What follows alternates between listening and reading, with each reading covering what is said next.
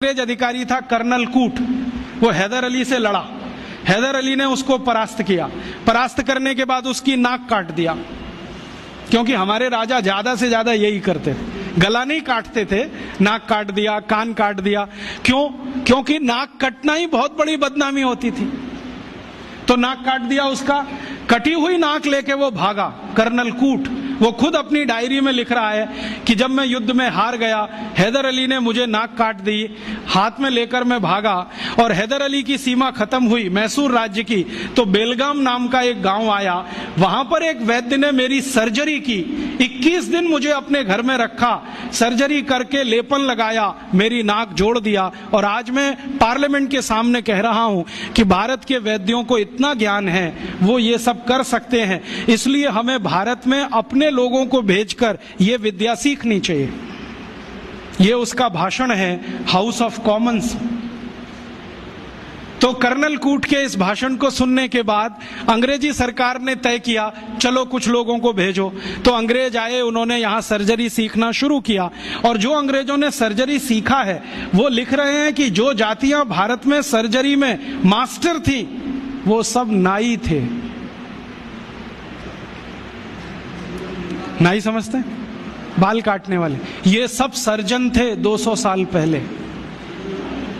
हाँ, सब सर्जन थे 200 साल। अब जरा सोचो कि नाई अगर सर्जन रहे हों तो वो पिछड़ी जाति कैसे हुई? अंग्रेजों ने उनको 1881 के सर्वे में पिछड़ी जाति घोषित किया। उसके पहले इस देश में नाई कभी भी पिछड़ी जाति में नहीं थे। 1881 में सेंसस हुआ सबसे पहला, और आज तक वो चल रहा है, हर 10 साल में होता है जनसंख्या का गणना। अंग्रेजों ने पहली गणना में नाइयों को पिछड़ा वर्ग में डाल दिया।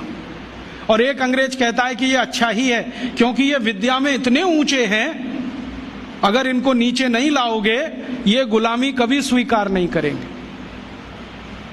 और आज हमारी सरकार भी उनको पिछड़ा ही कहती है। उनके हाथ में इतना हुनर है, उंगलियों में इतनी फ्लेक्सिबिलिटी है, वो आप देखते हैं ना बाल काटते समय, वो गर्दन भी काट सकते हैं, सोचो ना। और इतनी सफाई से उस तरह चलाते हैं, उस तरह से वो किसी ट्यूमर को भी काट के निकाल सकते हैं। ये सब बहुत बड़े सर्जन रहे।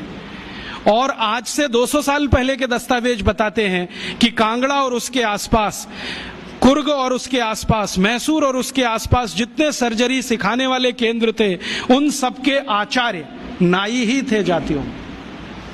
ये सब सर्जन थे। और इन्होंने जो सर्जरी सिखाई है वो हिंदुस्तान के गांव-गांव फैलाई। फिर अंग्रेजों ने क्या किया, ये जो सर्जरी सिखाने वाले केंद्र थे, इन सबको गैर कानूनी घोषित कर दिया। एक कानून बनाया जिसका दुर्भाग्य से नाम है इंडियन एजुकेशन एक्ट। उसमें इंडियन कुछ भी नहीं है, नाम उसका इंडियन एजुकेशन एक्ट। उस कानून में उन्होंने ये तय किया कि भारतीय विद्याओं को सिखाने वाले जितने भी केंद्र हैं वो सब गैर कानूनी हैं। तो उन पे ताले डलवाए गए, नहीं डाले तो मरवाया गया, उनको आग लगवाई गई, कितने लोगों को जिंदा जला दिया। वो कहानी सुने तो आपकी आंखों से आंसू निकल आए। ये अत्याचार 100 साल हुआ, उसमें ये विद्या खत्म हो गई। और फिर बेईमान अंग्रेजों ने क्या किया कि यहां से सर्जरी सीखा और उनके अपने रिकॉर्ड्स में वो सब है। हिंदुस्तान को ये बताया कि देखो हम तुम्हें वापस सिखा रहे हैं। और यहां से सर्जरी सीखकर जो डॉक्टर बने लंदन में, उन्होंने fellow of the royal society की स्थापना की, जिसमें डिग्री लेने के लिए आज हमारे डॉक्टर जा रहे हैं।